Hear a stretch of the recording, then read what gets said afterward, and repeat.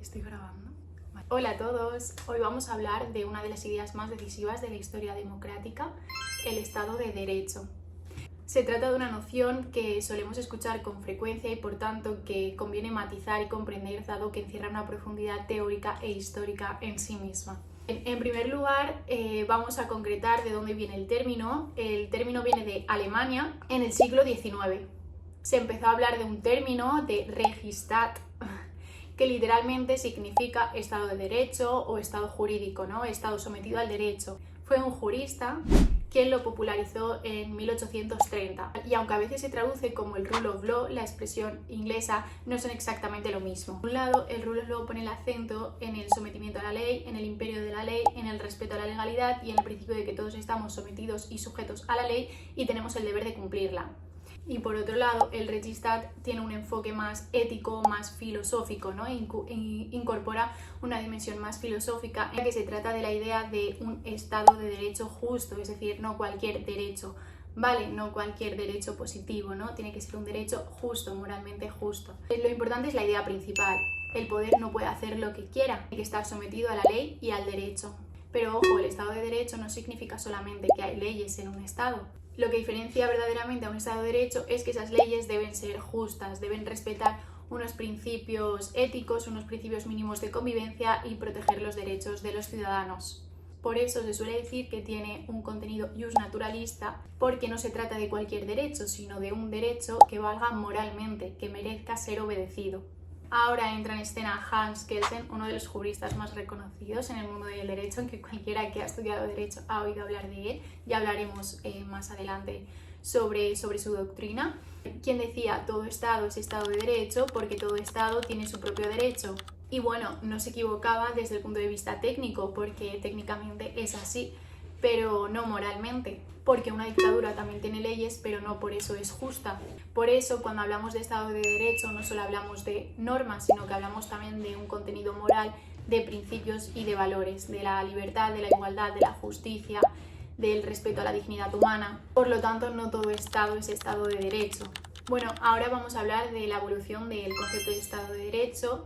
Identificamos tres etapas del Estado de Derecho, dado que el concepto ha ido evolucionando progresivamente e históricamente. En primer lugar tenemos el Estado liberal de Derecho, nacidos en los siglos XVII y XVIII tras las revoluciones liberales. Su valor esencial es la libertad y defiende la separación de poderes, la independencia judicial, la igualdad ante la ley y el principio de legalidad en el ámbito penal y administrativo. En segundo lugar, nos encontramos ante el Estado social de Derecho, que surge en el siglo XIX tras las revoluciones, tras el movimiento obrero, la cuestión social y la industrialización. Su valor principal es la igualdad real. El Estado aquí comienza a convertirse en un Estado activo que promueve políticas públicas, derechos sociales y bienestar colectivo. En tercer lugar, se evoluciona el Estado democrático de Derecho a partir de la segunda mitad del siglo XX, que quiere decir que se añade la exigencia de que el poder emane del pueblo, ¿no? Que el Estado sea democrático, que ese poder emane del pueblo, resida en el pueblo. En ese momento la democracia se convierte en la fuente de legitimación del poder y en el marco en el que se ejercen las libertades y los derechos sociales. La Constitución española recoge esta triple dimensión al proclamar que España se constituye un Estado social y democrático de derecho. Ahora vamos a concretar más cada uno de estos estados, la evolución del Estado de Derecho, primero el Estado liberal, el Estado social y finalmente el Estado democrático. En primer lugar, el Estado liberal de Derecho, la libertad, como he dicho, es el valor fundamental. El Estado liberal de Derecho se centra en la libertad del individuo y su finalidad es evitar el abuso mediante la separación de poderes, la independencia judicial, el respeto a los derechos individuales y el principio de legalidad. El principio de legalidad significa que todo poder público debe actuar conforme a la ley, es decir, nadie puede ser castigado ni obligado ni sancionado por acciones, por hechos que no constituyan delito, que no estén castigados en una ley general que haya sido aprobada de acuerdo con el procedimiento legislativo. Hoy este principio es esencial porque quiere decir que la ley está por encima del poder. Es decir, la administración solo puede hacer lo que la ley le permite. Y es esencial porque durante siglos no existía este principio. En las monarquías absolutas, el rey concentraba todos los poderes, tanto el poder legislativo como el ejecutivo y el judicial. Es decir, el monarca no estaba sometido a la ley. De ahí la famosa frase atribuida al rey Luis XIV en Francia, quien decía: "El Estado soy yo". En este contexto, la ley no limitaba el poder, por lo tanto, no había separación de poderes ni garantías para los ciudadanos. Por lo tanto, cuando surgió el constitucionalismo liberal, fue esencial para someter el poder al derecho, a la ley, y dar garantías a los ciudadanos y seguridad jurídica, ¿no? Otro de los principios esenciales del derecho. El pensador Benjamin Constant explicó muy bien la diferencia entre la libertad de los antiguos y la libertad de los modernos. Los antiguos eran libres participando en política, mientras que los modernos son libres frente al poder, frente a la intromisión del Estado. Es esta segunda lo que caracteriza el liberalismo.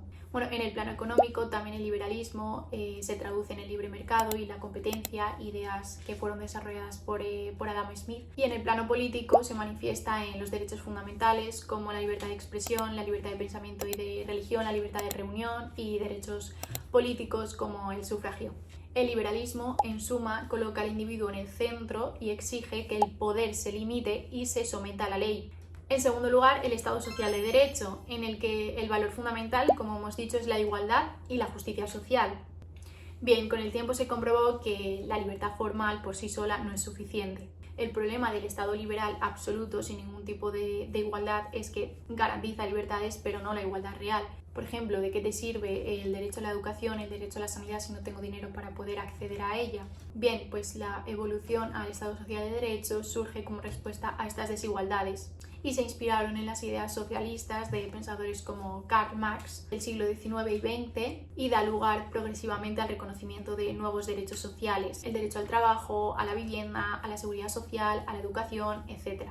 El Estado asume ahora una función intervencionista y activa, pasando de ser un mero Estado vigilante, un Estado guardián del cumplimiento de las leyes, a un agente promotor del bienestar.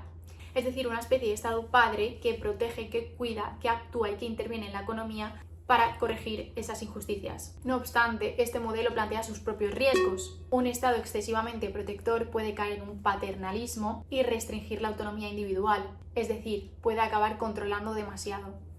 Por eso, el gran desafío está en encontrar un equilibrio entre libertad e igualdad. Y finalmente llegamos a la democracia liberal, el equilibrio perfecto o casi perfecto, el que nace fruto de toda esta evolución. Se trata de una expresión que resume en síntesis estos dos grandes valores, la libertad y la igualdad. Recordemos que José Ortega y Gasset dijo que democracia y liberalismo constituyen dos respuestas a dos problemas diferentes. Por un lado, la democracia responde a la pregunta de quién manda y por otro lado, el liberalismo responde a qué límites tiene quien manda. Bien, la democracia establece que el poder reside en el pueblo y el liberalismo impone límites a ese poder. Y esos límites son los derechos de los individuos. Por lo tanto, se necesita de ambas. Es decir, sin liberalismo, sin esos límites, la democracia puede degenerar en la tiranía de la mayoría. Y sin democracia, el liberalismo solo sería el privilegio de unos pocos. Por eso el término de democracia liberal es una contradicción de los términos, porque sin liberalismo no hay verdadera democracia. La democracia per se es liberal.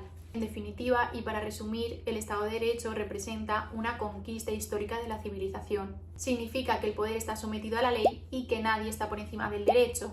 Y también significa que las leyes deben garantizar los principios de libertad, de justicia, de igualdad para todos. Y ese equilibrio entre libertad, igualdad y participación, con sus tensiones, obviamente, es lo que nos permite vivir verdaderamente en un Estado social y democrático de derecho. Es, en definitiva, el marco que hace posible la convivencia pacífica, el respeto mutuo y la protección de la dignidad humana. Muchísimas gracias por haber llegado hasta aquí, por haberme escuchado. Os invito a que me hagáis comentarios, preguntas, todo aquello que sea interesante para vosotros. No olvides suscribirte y activar la campanita. Nos vemos en el siguiente vídeo.